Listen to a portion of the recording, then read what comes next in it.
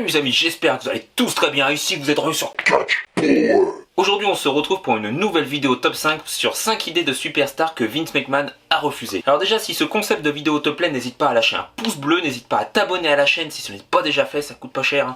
N'hésite pas non plus à activer la petite cloche de notification pour recevoir une notification quand je sors mes nouvelles vidéos. Il y aura une nouvelle vidéo chaque jour, donc je perds pas plus de temps, ça part maintenant.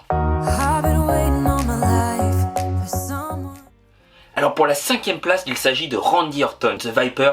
Alors Randy Orton était en 2019 pour la course au titre de la WWE, le titre détenu par Kofi Kingston à cette époque. Du coup Randy Orton va être en équipe avec les Revival contre le New Day. Randy Orton avait beaucoup aimé cette idée d'être en équipe avec les Revival et puis avait proposé à Vince de continuer quoi cette équipe. En fait c'était bien parti. Moi je m'en souviens que ça avait de la gueule. En vrai les Revival étaient de très très bons personnages. Enfin bref, du coup il va avoir la draft et les Revival et Randy Orton vont être séparés et Randy Orton va continuer la route de son côté et les Revival bah du coup aujourd'hui ne sont plus là hein.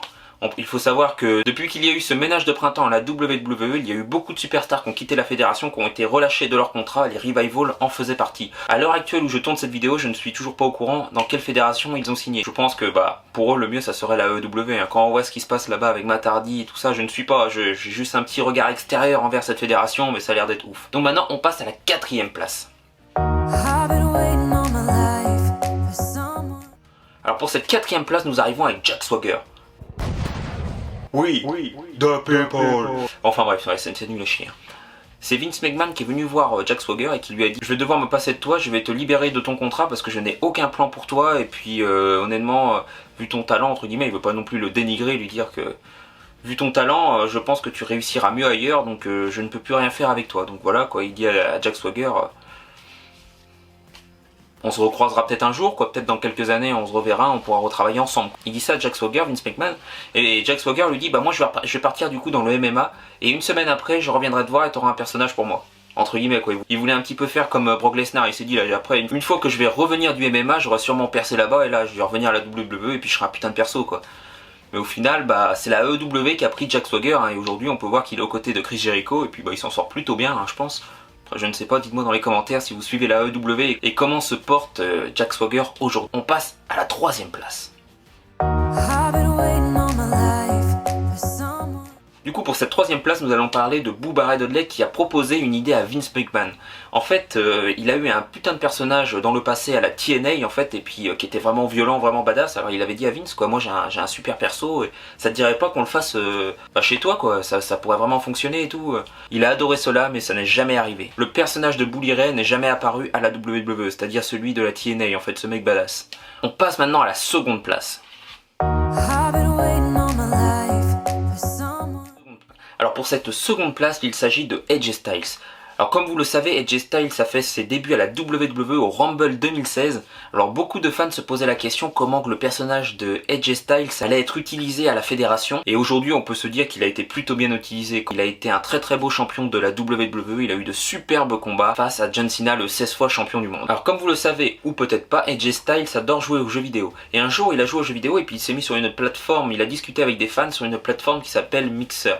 Alors je ne connais pas, mais bon, enfin bref. Alors un fan lui a posé une question, il s'agissait d'un t-shirt. Alors le fan voulait que AJ Styles se crée un t-shirt Beat Up Seth Rollins. Ça voulait dire j'ai tabassé Seth Rollins, en gros quoi. Et puis AJ Styles lui dit l'idée sera sûrement rejetée puisque à l'époque, moi quand j'ai battu John Cena en 2016, j'ai proposé cette idée à Vince en fait d'avoir fait Beat Up Cena ou John Cena. Et Vince a tout de suite refusé cette idée. Il a dit non, ça marchera pas, ça fonctionnera pas, c'est nul ton idée. À cette époque, Vince pensait que l'idée que lui avait donnée AJ Styles aurait pu nuire à la réputation de John Cena en fait, que ce t-shirt soit rejeté ou quelque chose. Donc il a tout de suite refusé l'offre d'AJ Styles. Maintenant on passe à la 1e place. Alors pour cette 1re place, il s'agit de Batista. Comme vous le savez, sur la route de WrestleMania 35, Batista a attaqué Ric Flair pour défier Triple H à WrestleMania 35. C'était un truc de ouf, hein. Ouais. Donc voilà. Alors en coulisses du coup, sur l'écriture de ce match à WrestleMania 35, en fait, Triple H et Batista voulaient absolument s'affronter dans un Hell in a Cell. Ça aurait été un truc de fou.